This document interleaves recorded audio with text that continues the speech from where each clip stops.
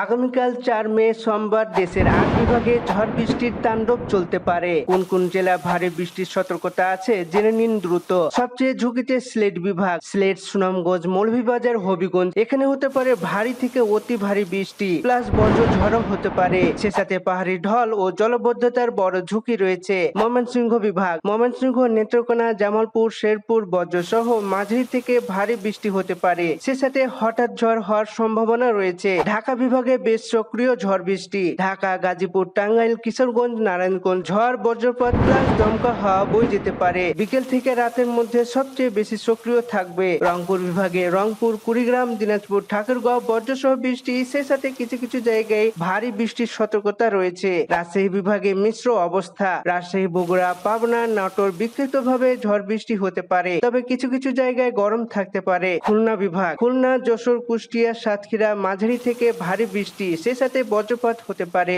বরিশাল বিভাগের উপকূল ঝুঁকিতে। বরিশাল, ভোলা, পটুয়াখালী, বরগুনা ভারী বৃষ্টির সাথে দমকা হাওয়া বয়ে যেতে পারে। চট্টগ্রাম বিভাগে হাই অ্যালার্ট। চট্টগ্রাম, কক্সবাজার, রাঙ্গামাটি, বান্দরবান অতি ভারী বৃষ্টি প্লাস বজ্রঝড় হতে পারে। সে সাথে পাহাড় ধসের ঝুঁকি সবচেয়ে বেশি। বজ্রপাতের সময় সতর্ক থাকুন। খোলা মাঠে যাবেন না, গাছের নিচে দাঁড়াবেন না, নিরাপদ স্থানে থাকবেন। ভিডিওটি শেয়ার করুন, সবাইকে সতর্ক করুন। সঠিক আবহাওয়ার খবর পেতে এখনই ফলো করুন।